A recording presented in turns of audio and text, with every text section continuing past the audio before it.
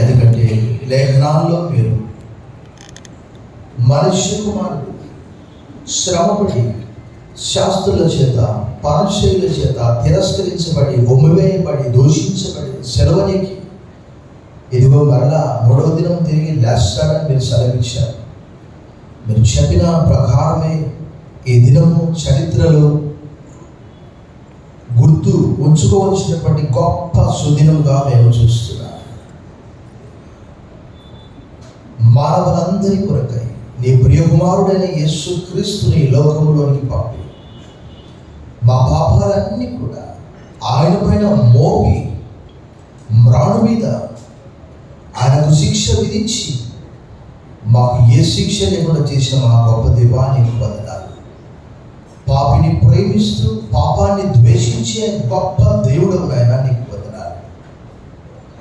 ఏ ఒక్కరు నశించి నరకానికి వెళ్ళిన నీ చిత్తం కాదని నీ ప్రియ కుమారుని పైన మా దోషములు మోపి రోమపత్రిక 4:25 కొరింథీయులకు రాసిన 2వ పత్రిక 5:28 ఆయన మన అపరాధముల నిమిత్తము అప్పగింపబడి మన నీతిమంతులుగా తీర్చిదిద్దడానికి తిరిగి లేపబడ్డాడు. హల్లెలూయా. పాపమని ఆయనను మన కోసం పాపముగా చేశాడు. మా పాపములు ఆయన పైన మోపి మా పాపములను బట్టి మా దోషములను బట్టి మాకు శిక్ష విధించగా 103వ కీర్తన 10వ వచనం ప్రకారం 103వ కీర్తన 12వ వచనం ప్రకారం పడమటికి దూరపు ఎంత దూరం మా పాపములు అంత దూరపరిచి సముద్రపు అగాధంలో పడవేసి నేనే నా చిత్తానుసారంగా మీ అతిక్రమములను దోషములను తుడిచివేయించున్నాను. I blot out your sins. Isaiah 43:25. నీ ప్రియకుమారుని ద్వారా మా కలగజేసిన శుభప్రదమైన జీవముతో కూడిన ఒక గొప్ప నిరీక్షణ కొరకు వదనములు చెల్లిస్తూ ఈ స్తుతి ఆరాధన మా రక్షకుడు మా విమోచకుడు త్వరగా రానయ్యున్న క్రీస్తు యేసు వారి పునరుత్థాన శక్తి గల నామములో నీకు సమర్పిస్తున్న మా ప్రియ పరలోకపు తండ్రి, ఆమేన్. దయచేసి కూర్చోండి. Please be seated. A warm welcome to this special Easter Sunday worship. ఈ ప్రత్యేకమైనటువంటి ఈస్టర్ పునరుత్థాన పండుగ ఆరాధన కార్యక్రమంలోకి మీరందరి ప్రేమను ఆహ్వానిస్తున్నాం. Greet to all in the name of our Lord and saviour Jesus Christ. మీ అందరికీ పునరుత్థానుడైన యేసు క్రీస్తు వారి శుభ శక్తి గల నామంలో మీ అందరికీ శుభములు తెలియజేస్తున్నాను. మీరు కూడా ఒకరికొకరు మరి పక్కవారికి కూడా మీరు ఈస్టర్ శుభాకాంక్షలు తెలియజేయాలని కోరుతున్నాను. దాంతోపాటు 3 సార్లు తెలుగులో 3 సార్లు ఆంగ్లంలో నేను చెప్తాను. యేసు ప్రభు లేచాడంటే అవును నిజంగా లేచాడని మీరు చెప్పాలి. పక్కవారికి కూడా మీరు చెప్పుకోవాలి. అలా చెప్పాలి. ఒకవేళ మనం అలా మన పక్కింటి వారికి చెప్తే తప్పకుండా వారు కూడా రక్షించబడతారు. యేసు ప్రభు వారు లేచాడు. బిగ్గరగా లేనంటే డౌట్తో చెప్తూ ఉన్నారు. యేసు ప్రభు వారు లేచాడు. యేసు ప్రభు వారు లేచాడు. And Jesus is risen అంట. Indeed he is risen అన్నారు మీరు. Jesus is risen. Indeed he is risen. Jesus is risen. Indeed he is risen. Jesus is risen. Indeed he is risen. ప్రభునందు మిక్కిలి ప్రియులారా, నేను గత కొద్ది దినాల నుంచి వెల్లింగ్రామ్ గారి పుస్తకం చదువుతూ ఉన్నాను. ఈ దినము సన్ రైజ్ సర్వీస్లో కూడా చెప్పాను. ప్రభు యొక్క సెలవును గురించి, మరణాన్ని గురించి, మరి ఆయన తిరిగి 2వ రాకడని గురించి కూడా దాదాపుగా 318 లేఖనాలు తెలియజేస్తూ ఉన్నవి. దాంతోపాటు 216 అధ్యాయాలు కూడా ఆయన తిరిగి రానై ఉన్నటువంటి విషయాలు తెలియజేస్తున్నాయి. ఈ దినం అయితే మనము పేతురు గారు మనందరికీ తెలుసు క్రీస్తుతో కూడా 3.5 సంవత్సరాల నుండి ఏం చేశాడు? ప్రభువును ఎరగదని చెప్పాడు. ముమ్మారు మనందరికి తెలుసు. అదంతా కూడా మత్తయి సువార్త 26వ అధ్యాయం 27వ అధ్యాయంలో ఆ విషయాలన్నీ కూడా స్పష్టంగా రాయబడ్డది. యేసు ప్రభు వారే చెప్పాడు, Peter you will deny me thrice before the cock crows. పేతురు, నేడు కోడి కూయక మునుపు నువ్వు నన్ను ఎన్నిసార్లు? ముమ్మారు నన్ను ఎరగదని నీవు పంపుతావు. ఎప్పుడైతే ఆ కోడి కూసిందో అప్పుడు ప్రభు పేతురు వైపు చూశాడు. పేతురు, did I tell you that you will deny me thrice? అప్పుడు అనుకున్నాడు, ఓకే. ఆయన ఏం చేశాడు? మత్తయి సువార్త 26:72 Peter went out and wept అనే మాట ఆంగ్లంలో రాయబడ్డది. పేతురు వెలుపలికి పోయి ఏం చేశాడట? సంతాపపడి ఏడ్చాడట. ఎంత పని అయిపోయింది, బాధపడ్డాడట. సో ఇక్కడ చెదిరిపోయినటువంటి వారికి, అనగా ఇప్పుడున్నటువంటి అరబ్ కంట్రీస్ అన్నీ కూడా ఒకప్పుడు క్రైస్తవ దేశాలే. టర్కీ కానీ అవంతా మొత్తం, ఈజిప్ట్ కానీ అవన్నీ కూడా ఒకనొకప్పుడు క్రైస్తవ దేశాలే. ఇప్పుడు అక్కడ అందరికీ కూడా రాస్తున్నాడు. పొంతు, గలతియా, కప్పదోకియా, పురుగియా, ఆసియా. ఆసియా అంటే ఆసియా ఖండం అని అనుకోవద్దండి, చిన్న ఆసియా అని అర్థం. చిన్న ఆసియా అంటే టర్కీ. సో వాళ్ళందరికీ కూడా బలపరుస్తూ క్రీస్తు పునరుత్థానం సువార్తల్లో, రోమిలో రాసిన ప్రతి చోట మనకు కంఠోపాఠంగా ఉండాలి. ఈ దినము క్రైస్తవ విశ్వాసం అనేది దేనిపైన ఆధారపడి ఉన్నదంటే కేవలం పునరుత్థానం పైన ఆధారపడి ఉన్నది. మనం ఎలా విశ్వసించాము ప్రభువునంటే నిరీక్షణ గలవారమై మనం రక్షించబడ్డాము. అపోజినటువంటి పౌలు రోమీయులకు రాసిన పత్రిక 8:24 చూడండి ఒకసారి. మనం రక్షించబడిందే ఎలా అంటే నిరీక్షణ గలవారమై రక్షించబడ్డామట. రోమీయులకు రాసిన పత్రిక 8:24 ఏలైనగా మనము నిరీక్షణ కలిగిన వారమై. అంటే మన నిరీక్షణ ఏంటి? ప్రభు వెళ్తూ వెళ్తూ చెప్పాడు. ఏం చెప్పాడు? Let not trouble your hearts. You believe in God, also believe in me. Before Jesus was ascending to heaven, before his crucifixion, Jesus has assured his disciples, let not trouble your hearts as I am leaving to my Father. మీ హృదయాలను కలవరపడనీయకుడి, వెలవనీయకుడి. దేవుని యందు విశ్వాసం ఉంచున్నారు, నా యందు కూడా విశ్వాసం.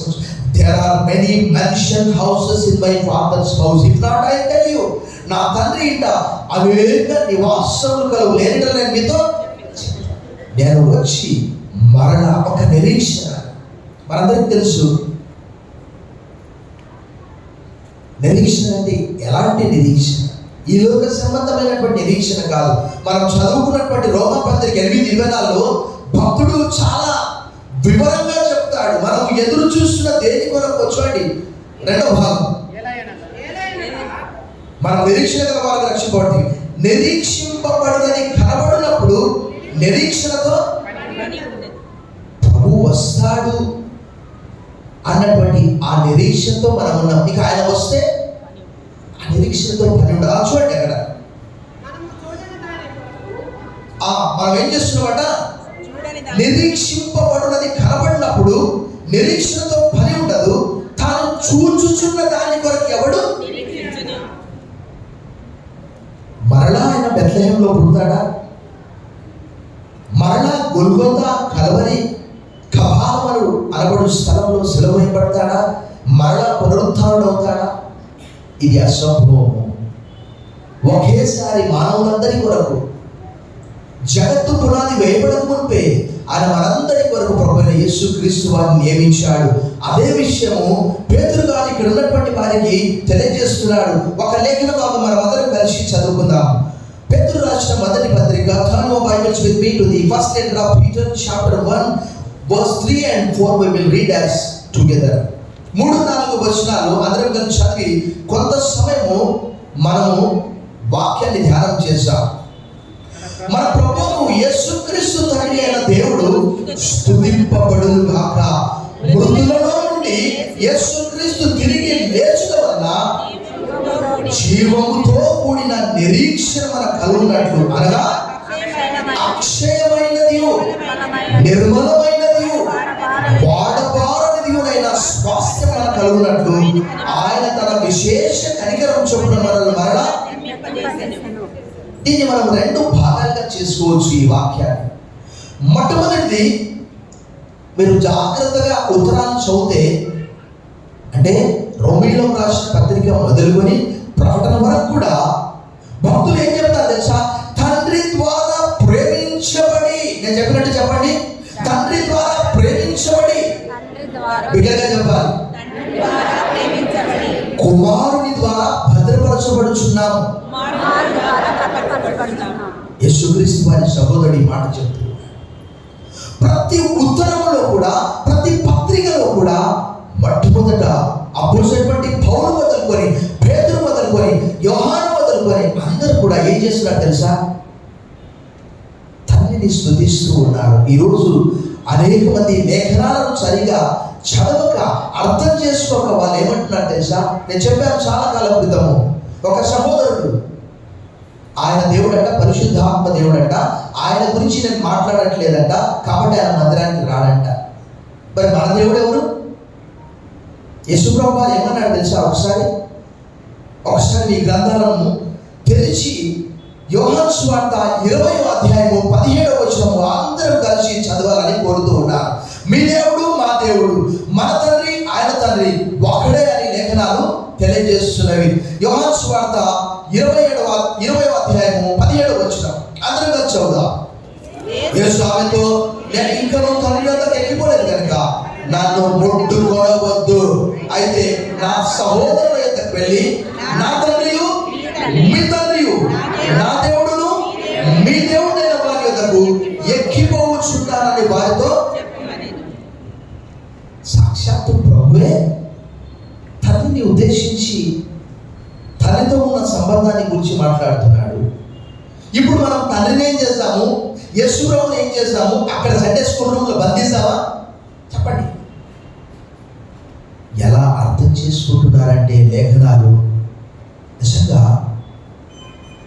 అపోస్తలుడైనటువంటి పౌలు గారు చెప్పిన రీతిగా తిమోతికి రాసిన 2వ పత్రిక 3వ అధ్యాయంలో అంత్య దినముల్లో అపాయకరమైన కాలములు వచ్చునని తెలుసుకో తిమోతి. మనుషులు స్వార్థప్రియులు, బింకములాడువారు, ధనాపేక్షులు, తల్లిదండ్రులకు అవిధేయులు. నిజంగా ఆ సహోదరుడు అర్థం చేస్తున్నది అదేనా? ఇప్పుడట పరిశుద్ధాత్మ దేవుడు మనకు బయలుపరుస్తాడట. చెప్తున్నాను, మీలో కొంతమంది అలా ఉంటారు. పాపం ఒక ఆమె నేను బ్యాప్టిజం ఇచ్చాను, రామసుబ్బమ్మ, కన్వర్టెడ్ క్రిస్టియన్. ఎవరో లోడ్ స్టార్ బ్యాప్టిజం ఫేక్ అమ్మా, మేమిస్తాం ఒరిజినల్ బ్యాప్టిజం అని మళ్ళీ ఆమె వేరే చోట తీసుకుపోయి వచ్చారు. మరి అదేం బ్యాప్టిజం నాకైతే తెలియదు. యేసుప్రభువు వెళ్తూ తండ్రి యొక్కయు కుమారుని యొక్కయు పరిశుద్ధాత్మ యొక్కయు నామములలో బాప్తిజం ఇచ్చుచు అనే మాట చెప్పాడు యేసుప్రభువు. సో ఇక్కడ పేతురు గారు తండ్రిని అడ్రస్ చేస్తూ మాట్లాడు, blessed be the name of our lord God father అని అంటాడు. అపోస్తలుడైన పౌలు కూడా ప్రతి చోట ఎందుకు తండ్రిని జ్ఞాపకం చేసుకోవాలి? ఎవరైనా ఒక్కసారి ఒక విషయం చెప్పండి నాకు, చూసా చెప్పండి. ఒకసారి ఎఫెసీయులకు రాసిన పత్రిక 2వ అధ్యాయము 4వ వచనం చదవండి, మీకు అర్థమవుతుంది.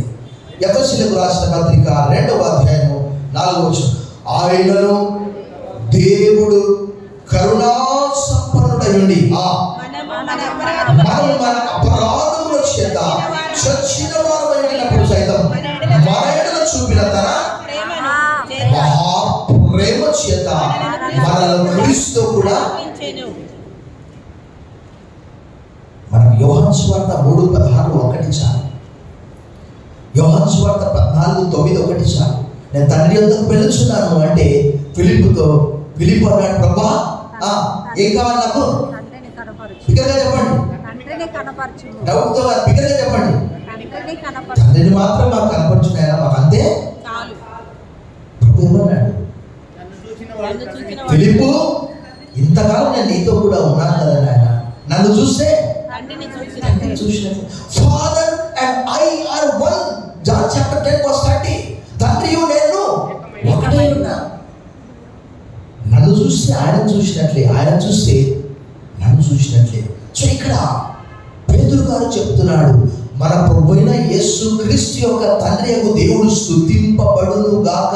బిగ్గరగా చప్పట్లు కొట్టండి. ఎందుకంటే అసలు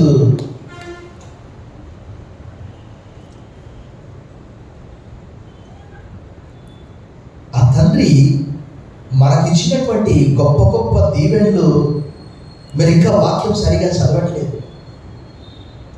యూదులు ఎంత అతిశయపడ్డారు కదా, యూదులు ఎంత అతిశయపడ్డారు. ఏమన్నారు? లేఖనాలు మావి, దేవుడు మా దేవుడు, మేము పట్టాలు చేసుకున్నాము. నెల్లూరులో రైల్వే స్టేషన్ అది మనందరికీ తెలుసు కదా. ఒక రైలు వస్తుందంటే ఏం చేస్తారు? ఒక్కొక్క రైలు పక్కగా ఆగవా, ఆగుని ఇంకోటి వస్తుంది, తర్వాత బదువు. కానీ దేవుడు యూదులను అలా పక్కకు పెట్టాడంతే కొంతకాలం వరకు. దేవుని యొక్క నిత్య ప్రణాళిక అది. అందుకే ఎఫెసీ పత్రిక 1:3 చదవలసిన అవసరం లేదు. మన ప్రభువైన యేసుక్రీస్తు యొక్క తండ్రి అయిన దేవుడు స్తుతింపబడును గాక. ఎందుకంటే ఆయన క్రీస్తునందు పరలోక విషయంలో ఆత్మ సంబంధమైన ప్రతి ఆశీర్వాదం మనకు అనుగ్రహించిన. బిగ్గరగా చప్పట్లు కొట్టి ప్రభువును మహిమపరచాలి. బిగ్గరగా.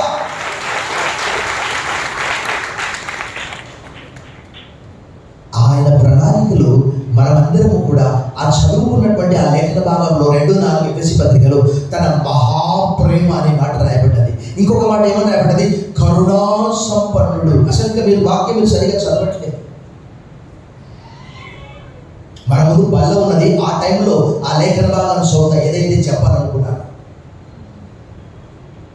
తండ్రి అయినటువంటి దేవుని ద్వారా మనమందరం కూడా క్రీస్తులో ప్రేమించబడ్డాము. ఆయన మనల్ని ప్రేమించాడు. యోహాను 3:16 ప్రకారం అదే విషయం చెప్తూ ఉన్నాడు. ఇక్కడ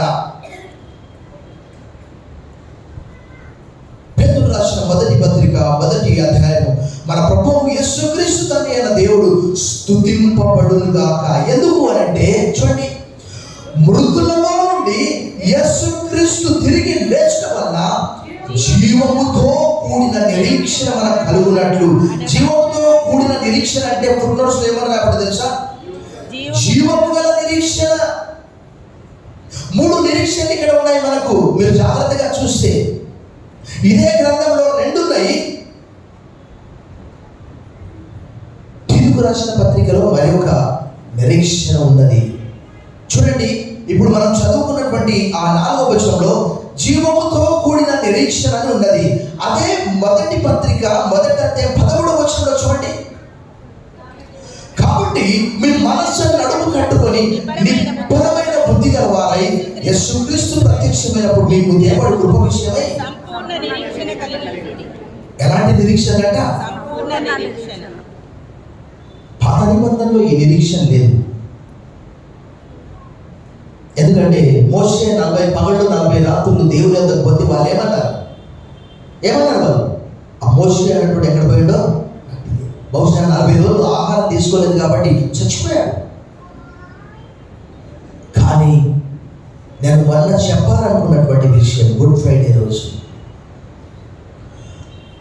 సంఘ పితరులందరికీ కూడా ఒక నిరీక్షణ. సంఘ పితరులందరూ కూడా చనిపోయే సమయంలో వారు ఏమన్నారు తెలుసా?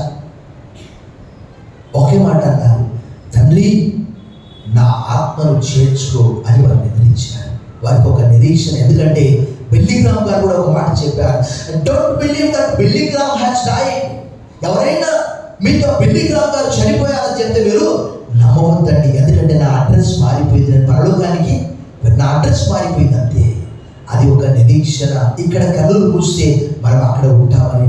అదే విషయము భక్తుడు పేతురు అంటున్నాడు, మనకు యేసుక్రీస్తు వారు తిరిగి లేవడం వల్ల ఎలాంటిదట? జీవముతో కూడిన నిరీక్షణ అంట. ఇది మామూలు నిరీక్షణ కాదు. ఈ లోకంలో రకరకాల నిరీక్షణలు ఉంటాయి. 3 నిరీక్షణలు ఉన్నాయి ఇక్కడ. జీవంతో కూడిన నిరీక్షణ, సంపూర్ణ నిరీక్షణ 11వ వచనం. మరొక నిరీక్షణ తీతుకు రాస్తాడు. ఏం నిరీక్షణ అది? శుభప్రదమైన నిరీక్షణ. బ్లెస్డ్ హోప్ అనే మాట ఆంగ్లంలో రాయబడ్డది. చూద్దాం, మన మృతుల్లో నుండి యేసుక్రీస్తు తిరిగి లేచడం వల్ల జీవముతో కూడిన నిరీక్షణ మనకు కలుగునట్లు. అనగా ఎలాంటిదట?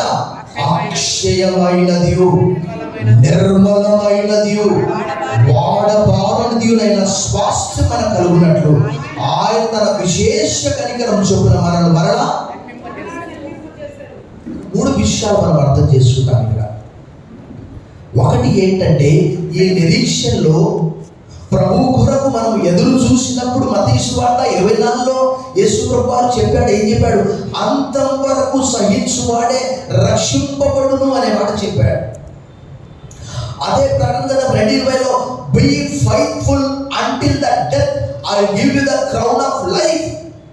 మరణం వరకు నువ్వు నమ్మకంగా ఉండు, అప్పుడు నేను నీకు ఏమిస్తాను. అది ఎవరు ఉద్దేశించి తెలుసా? చాలా మందికి తెలియదు. స్వర్ణ సంఘ కాపరి పోలీకార్పు మంటల్లో కాలి చనిపోయాడు. నిప్పు పెట్టారు ఆయనకు, చనిపోలేదు. ఆ మంటలన్నీ కూడా ఆయనకు కిరీటం లాగా మారిపోయాయి. అలా చనిపోకపోతే ఏం చేశారు తెలుసా? నువ్వు చచ్చిపోకపోతే మేము వెయిట్ చేస్తామా, కత్తి తీసుకొని పొడికి చంపేసి.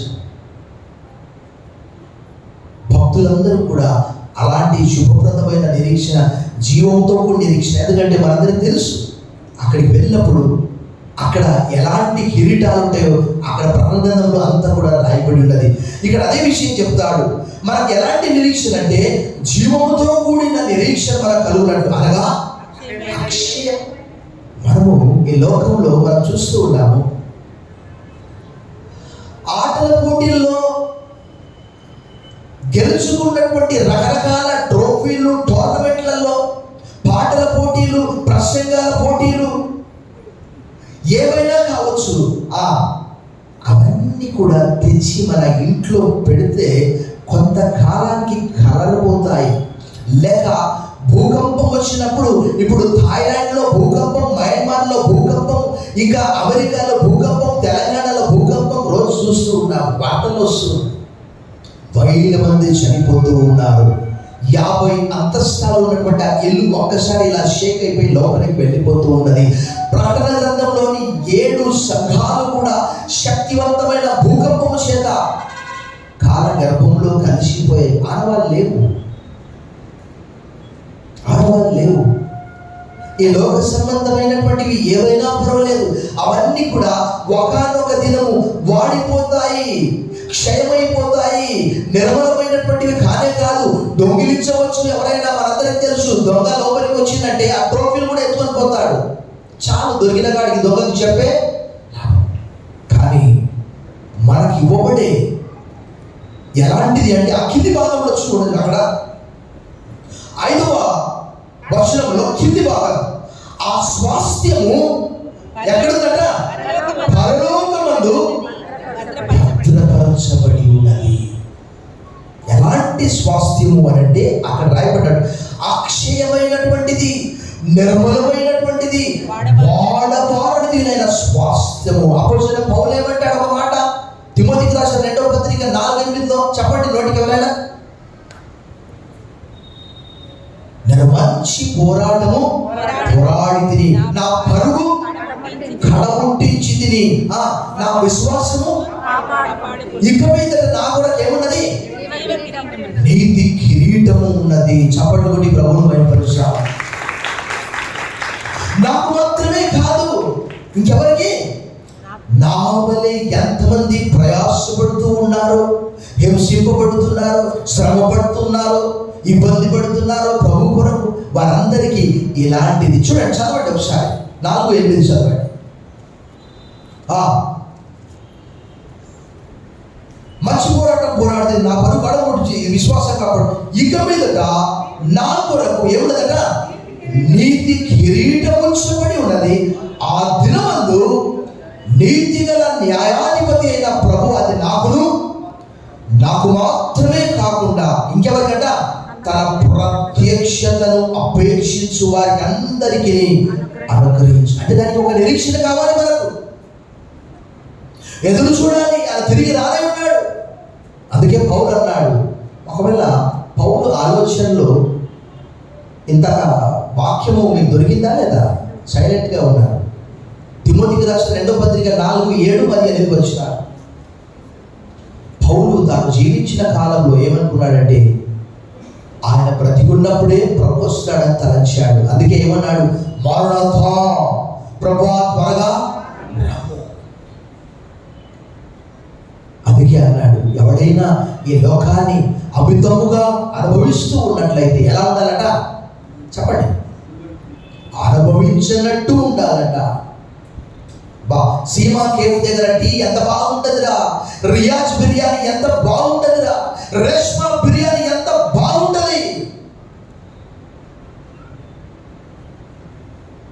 ఒక్కసారి ఈ కనిపించే లోకమంతా కూడా టిల్ట్ అయితే, ఇలా అయితే ఏమవుతుంది? ఆ రేష్మా బిర్యానీ ఎక్కడ పోతుందో, ఆ రియాజ్ బిర్యానీ ఎక్కడ పోతుందో. పౌలు ఉద్దేశం అదే, పేతురు గారు కూడా అదే చెప్తూ ఉన్నాడు. ఎందుకంటే ప్రభునందు మిగిలిన ప్రియులారా, లేఖనం తెలియజేస్తున్నది, ఆయన దృష్టికి 1000 సంవత్సరాలు ఎలా ఉన్నాయట? గడిచిన నిన్నటి దినం వలె ఉన్నాయట. ఒక దినం 1000 సంవత్సరం వలె ఉన్నాయి. ఆయన వాగ్దానం చేసిన ప్రకారం ఆలస్యం చేయవాడు కాడు. కానీ చెప్పాలి, వాక్యం నేర్చుకోవాలి. అంతటా అందరూ మారు మనసు పొందువలని ఎలా ఉన్నాడట? దీర్ఘ శాంతంతో ఉన్నాడట. ఆ చిట్ట చివరి సహోదరుని కొరకు కూడా మనం ఎక్కడైనా పోయేది ఉంటే, ఒక వ్యక్తి రాస్తే ఆయన రాడు, మనం వెళ్ళిపోదాం. ఆయనతో మనకే అవసరం, ఎప్పుడు లేటే వస్తాడు, లేట్ కమ్మర్. ఎవరైనా నన్ను ఉద్దేశించి అంటున్నాడంటే అది మీ ఇష్టం. కానీ ప్రభు అలా కాదు, ఆ చివరి వ్యక్తి కొరకు కూడా ఎదురు చూసి, the lord is long suffering that all should come to repentance. ఈ వాక్యం చదువుకొని మనం ముగిస్తాం. చూడండి, పేతురు రాసిన మొదటి పత్రిక 1వ అధ్యాయం మనం 4వ వచనము చివరి భాగం చదువుతున్నాము.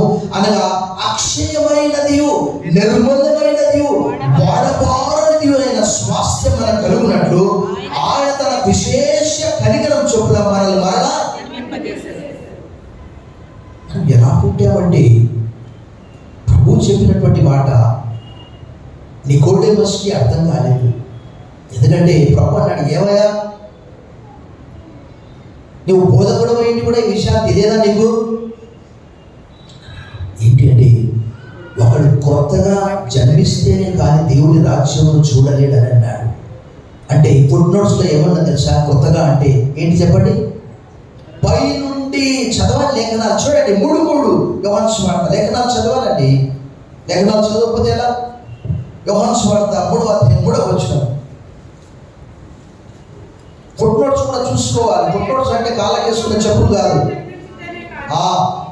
అందుకు యేసు అతనితో, ఒకడు కొత్తగా జన్మిస్తేనే కానీ అతడు దేవుని రాజ్యమును చూడగలడు నీతో నిశ్చయంగా చెప్పుచున్నాను. కొత్తగా అంటే ఫుట్ నోట్స్ ఏమన్నది? యేసు ప్రభువారు చనిపోయి సమాధి చేయబడి తిరిగి లేకపోవడం వలన ఈరోజు కోట్ల మంది పుడుతూ ఉన్నారు. మనమందరం వాక్యం వల్ల జన్మించాము. యాకోబు పత్రిక 1వ అధ్యాయంలో అపోజిట్ యాకోబు గారు ఇలా చెప్తూ ఉన్నాడు. చూడండి, 10వ వచనం, ఆయన తాను సృష్టించిన వాటిలో మనం ఎలా ఉన్నామట? ప్రథమ ఫలముగా ఉంటున్నట్లు సత్య వాక్యం వల్ల మనల్ని తన సంకల్ప ప్రకారం వాక్యం ద్వారా కన్నాడు. మనం వాక్యంలో రాయబడినది. మనందరం కూడా వాక్యం చేత జన్మించాము తిరిగి. ఒకడు కొత్తగా కొత్తగా అంటే ఫుట్ నోట్స్లో ఏమని రావడది? పైనుండి అనే మాట రాయబడి. ఈ లోక సంబంధం. ఎందుకంటే blood and flesh cannot inherit the kingdom of God. రక్తమాంసములు దేవుని రాజ్యమును ఏలైనగా యోహాను సువార్త 1వ అధ్యాయం 11వ వచనంలో, ఏలైనగా వారు శారీరించవలను మానుషించవలను పుట్టినవారు కానే కాదు అనగా పైనుండి జన్మించినటువంటి వారు అని అర్థము. అందుకే పౌలు గారు ఏమన్నాడు? ఎవడైనను క్రీస్తునందున వాడు నూతన సృష్టి, పాతవి గతించిన ఇదిగో సమస్తమును. ఆ పౌలే తిరిగి జన్మించి నూతన సృష్టిగా మార్చబడ్డాడు. బిగ్గరగా చప్పట్లు కొట్టి ప్రభువును మహిమపరుస్తాడు.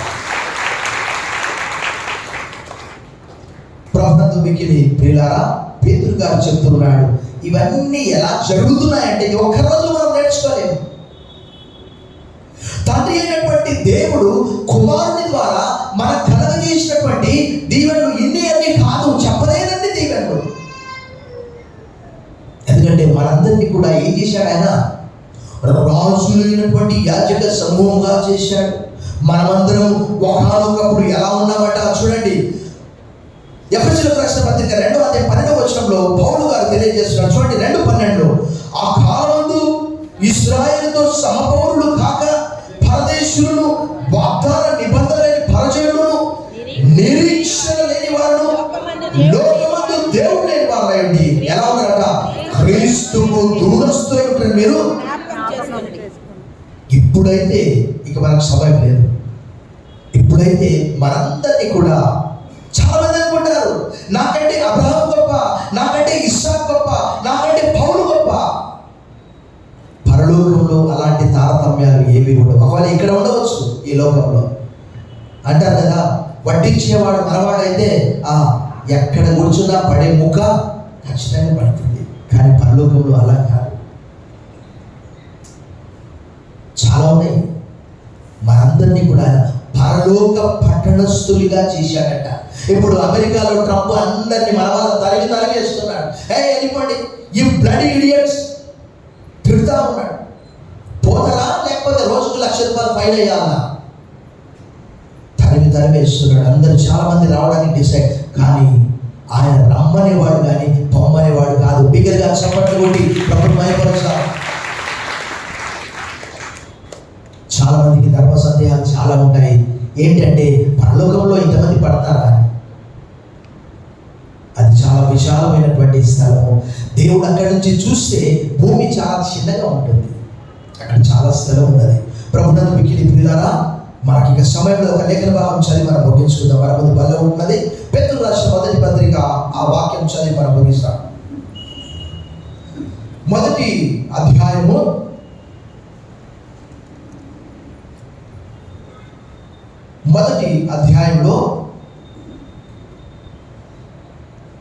20-21 చదివి మనం ముగించుకుందాం. ఆయన జగత్తు పునాది వేయబడక మునుపే నియమింపబడేది కానీ తనను మృతుల్లో నుండి లేపి తనకు మహిమనిచ్చిన దేవుని ఎడల తన ద్వారా విశ్వాసులైన మీ నిమిత్తము కడవరి కాలంలో ఆయన ప్రత్యక్షపరచబడెను కాగా మీ విశ్వాసమును నిరీక్షణయు ఎవరి మీద ఉన్నదట? దేవుని మీద ఉన్నదట. దేవుని వాక్యంలో రాయబడ్డది. దేవుడు యేసుక్రీస్తు వారిని లేపాడు. కొరింథీయులకు రాసిన మొదటి పత్రిక 6:14 ఆయన మనల్ని కూడా లేపుతాడు. ఆ నమ్మకము, ఆ నిరీక్షణ మనకు ఉన్నదా? తల వచ్చండి, ప్రార్థన చేశాను. సర్వశక్తి గల దేవా, ఈ దినము ప్రపంచం అంతటి కూడా ఒక ఆశా జ్యోతి మరణమును జయించి లేచి మరణాన్ని ఓడించి పునరుద్ధారుడమైన గొప్ప దేవుడు ప్రభువానికి వందనాలు. యావత్ చరిత్రలో ఇలాంటి గొప్ప దేవుడు లేడు. భూమి మీద కానీ భూమి క్రింద కానీ ఆకాశంలో కానీ ఇలాంటి వాడు లేడు. నీకు సాటి అయిన వాడు ఎవడు లేడు ప్రభువానికి వందనాలు. మీరు అన్నారు, నన్ను ఎవరితో సమానంగా చేస్తారు. మా పాపాల వరకు నీ ప్రియకుమారుని ఈ లోకంలో నీకు పంపించి మరణం మీద వ్రేలాడదీయబడి శాపగ్రస్తుడై కేవలం మా పాపాల కొరకే అలా జరిగింది. మమ్మను ప్రేమించడానికే నీ ప్రియకుమారునికి శిక్ష విధించారు. తిరిగి రోమా 4:25 ప్రకారం ఆయన మన అపరాధముల నిమిత్తము అప్పగింపబడి మన నీతిమంతులుగా తీర్చడానికి తిరిగి లేపబడ్డాడు. హల్లెలూయా. మమ్మల్ని నీతిమంతులుగా చేసినందుకు బదులు చెల్లిస్తూ యేసు నామములో ప్రార్థిస్తున్నాం తండ్రి. ఆమేన్.